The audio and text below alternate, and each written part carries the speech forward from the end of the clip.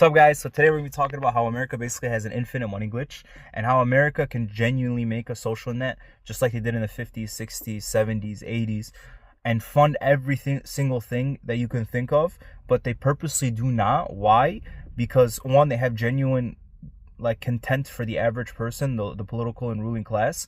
Two, they're just greed maxing. They're straight up greed maxing. I've never since around 1980 all the societal elites, all the political elite have just been greed maxing. So let's go over some numbers. In 2024, the US GDP was $27 trillion, which is crazy.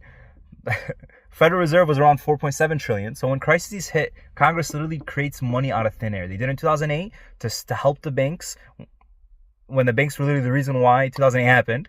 They did it in 2020 and 2021 where they poured out $5 trillion in relief. That was also out of thin air. Again, capacity is not the limiting factor for money. The limiting factor is literally what politicians choose to prioritize. From the 1950s and the 1970s, even though corruption was also rampant in politicians just like it is now, lawmakers, though, still tried. They still kept the illusion of they were for you. They maintained top marginal tax rates above 70%. Corporate taxes made up a much larger share of federal revenue, and public investment in housing, education, infrastructure was significantly higher relative to GDP. It reflected political choices about redistribution and middle class stability. Beginning in 1980, though, literally with Reagan, elected officials from both parties reduced top tax rates, lowered corporate tax burdens, expanded capital gains advantages, deregulated finance, which is the reason why the United States inflation and the various collapses have been so bad, and cut the corporate tax rate to 21% when it used to be in the 70s. And this is yearly, by the way, they always do this.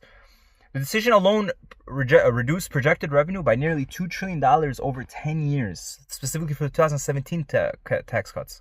Meanwhile, they allowed the expanded child tax credit in 2021 to expire, which literally cut poverty by half. Student debt relief programs were limited, fragmented, or just completely discontinued. Universal child care stalled. Public housing has literally never returned to pre-1980 when they gutted it. These outcomes reflect political alignment. Members of Congress rely heavily on high-dollar donors. All right. After leaving office, many lawmakers also move into lobbying, consulting, and corporate advisory roles. The revolving door shapes incentives long before retirement. So it doesn't require drastic language to understand. The United States government clearly has the fiscal capability to build a stronger social floor. It literally has. It's always done it historically. But the constraint is not money. It's the greed maxing from the various politicians. And I don't blame the rich people. I literally blame the politicians because we've always had greed maxers from rich people. But we've never once had honest politicians.